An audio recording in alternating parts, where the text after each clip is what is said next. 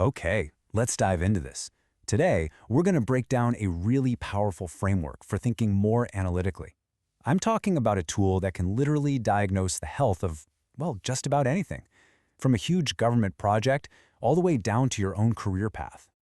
So let's start with a big question. How do you measure a project's pulse? I mean, really think about it. You're looking at this massive, complicated project, right? It's got a million moving parts. How in the world do you check its vitals? How do you figure out what's actually working, what's totally failing, and, maybe most importantly, how do you spot the dangers lurking just around the corner?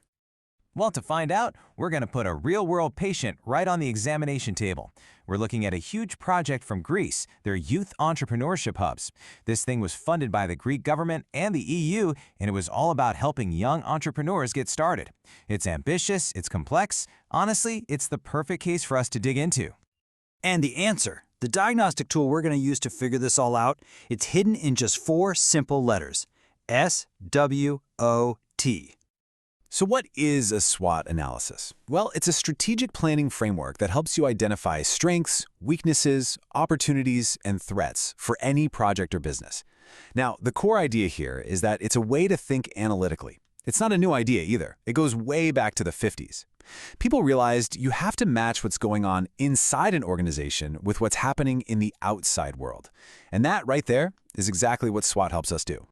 It all boils down to this super simple, but honestly brilliant little grid. Think of it like this. On one axis, you've got what's helpful versus what's harmful to your goal. But the real magic is on the other axis. It makes this critical distinction between internal stuff, things you can actually control, like your team or your tech, and external stuff that you have zero control over, like the economy or what your competitors are doing. Getting this difference is the absolute foundation of this whole analytical checkup. All right, let's move on and see how this builds out. It's time to apply this framework directly to our case study and take the vitals of the youth entrepreneurship hubs. Okay, first up in the diagnosis, let's look at the internal positives, the project's strengths. What was going right inside the organization?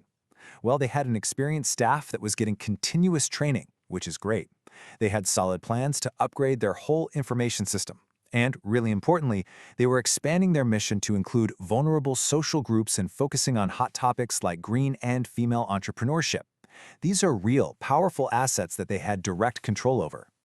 But of course, it wasn't all good news. Internally, there were some pretty serious weaknesses.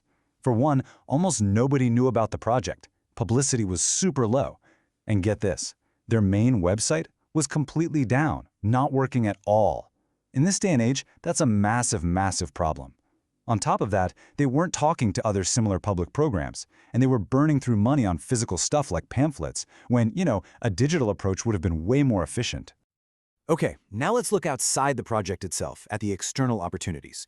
What was happening in the world that they could take advantage of? And this is fascinating. The really bad economic crisis was actually creating something the report called survival entrepreneurship. Basically, people were starting businesses just to get by. At the same time, you had this huge population of highly educated young people, and the whole country was strategically trying to become a knowledge-based economy. I mean, the project was perfectly positioned to ride that wave. But that very same environment held some major threats. That economic crisis, it was creating crippling pressure. There was a massive brain drain happening, with the most talented young people just leaving the country to find work elsewhere. And hanging over all of it was the constant threat of government funding cuts. These are huge, powerful forces working against the project, and they're completely out of its control. So, the crucial point is this. A good analysis doesn't just sit there and admire the problem, right? A diagnosis is totally useless without a prescription. The entire point of thinking analytically is to come up with clear, actionable things you can do. And this is where a SWOT analysis really shines. It lets you draw a perfectly straight line from a weakness to a solution. Problem, limited publicity and a dead website. Solution, a modern digital marketing strategy using social media and SEO. Problem, users aren't connecting with each other. Solution, build an online hub so they can network with each other and with investors. Problem, wasting cash on printed stuff. Solution, shift to digital-first materials and e-learning. See, the fixes flowed directly from the findings.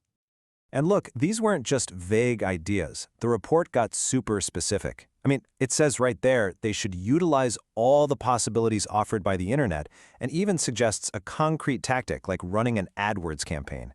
That is the kind of detail that turns a simple analysis into a real plan of action. Now, I know what you might be thinking. Okay, sure, that's great for some huge government project, but what does that have to do with me? Well, the real beauty of this analytical tool is just how versatile it is. So let's take a look at a completely different patient. This is Dias Ike, a family-run scaffolding company in Larissa, Greece. We're talking about a private business founded back in 2004. Their ambition? To become the #1 scaffolding company in the entire country. And their method for getting there? You guessed it, using strategic analysis, just like SWOT, to plan out their growth. And this brilliantly illustrates the core lesson here. The exact same analytical tool helps a small business chart its path to the top. The framework, identifying internal strengths and weaknesses and weighing them against external opportunities and threats, is just as powerful for them as it was for that massive government program. The scale might be totally different, but the analytical logic, it's identical. Okay, so let's bring this all back to you. This is way more than just some academic exercise. This is about putting a powerful new tool right into your own analytical toolkit, because you really can apply this method to pretty much anything. Here it is, your own 4-step analytical checkup. Step 1, define your objective. You have to be crystal clear about what you're trying to achieve. Step 2, list your internal strengths and weaknesses. And you got to be brutally honest with yourself here. Step 3, scan the world around you for opportunities and threats. And finally, Step 4, create an action plan to leverage those strengths and deal with those weaknesses. That's it.